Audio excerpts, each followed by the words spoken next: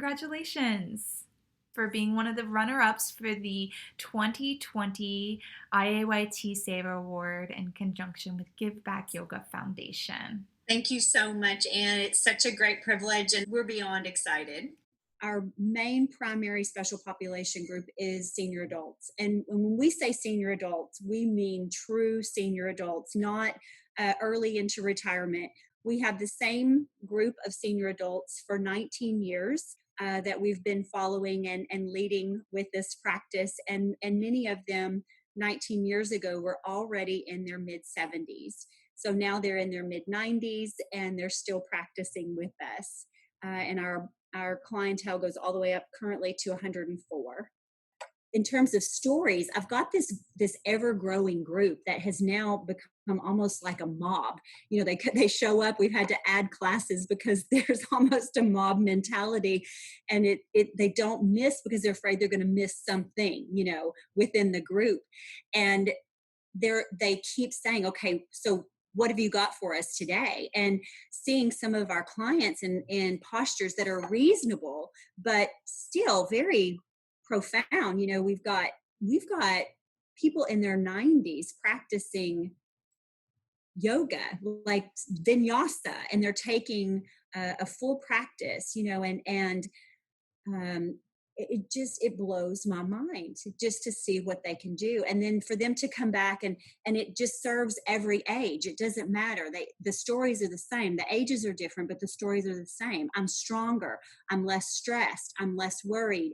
I'm able to go out and work in my yard for hours. And I'm constantly amazed. And one of the things that I say when we're doing something that's challenging, I'll tell them, you may not love this part of the practice, but you will love what the yoga does for you when you walk out the room. You know, when you walk out the door, what the yoga affords us in terms of all the other things that you want to do. If you want to be outside, if you want to play with your great grandchildren, then the yoga is going to make that accessible. And that's the story that I keep hearing back.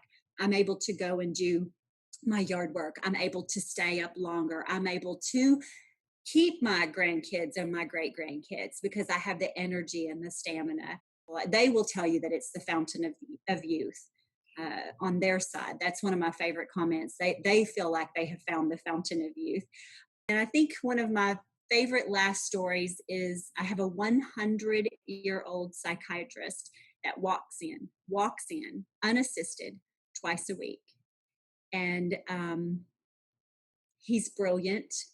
And he has to sit on the very front row. He has to sit right in front of me. He doesn't want to miss a thing. He laughs at all the jokes. And it's necessary that we hug after Shavasana. He has to come up and tell me namaste. And it is always accompanied with a hug. And there's something it chokes me up because so many of them live alone.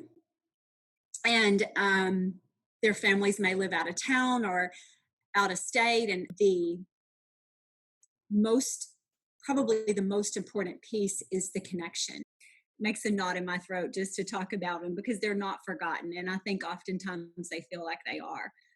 But that, you know, it's being able to stand in the gap. My role, I feel like sometimes is stand in the gap for the family that can't be there like they would like to. Their heart's there, but they may not be able to physically be there. And so if we can hold that space and stand in the gap, that's one of the greatest honors, you know. So the yoga affords us that opportunity.